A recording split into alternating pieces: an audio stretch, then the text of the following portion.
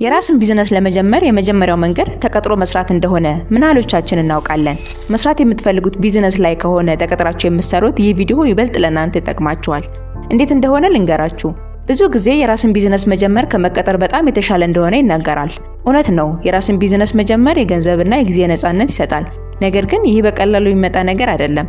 እስኪ መቀጠር የራስን ቢዝነስ ለመጀመር እንዴት እንደሚጠቅም እኔ አንደኛ በነፃ ያውም እየተከፈለን ስለሙያው ልምድ እናገኛለን። ምን ማድረግ ምን አይነት ውጤት እንደሚያመጣ እናውቅበታለን። ሁለተኛ ፋይናንሻል ስቴቢሊቲ ወይም ቋሚ ገቢ እንዲኖረን ያደርጋል።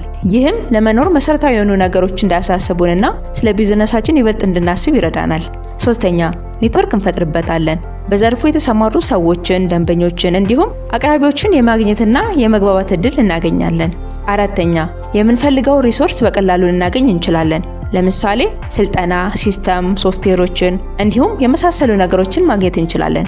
ምንም እንኳን የራስን ቢዝነስ የመስራት ሐሳብ ቢኖርም ተቀጥሮ መስራት ያለውን ጥቅም አታባክን። ሰብስክራይብ በማድረግ ቤተሰብ ይሆነውን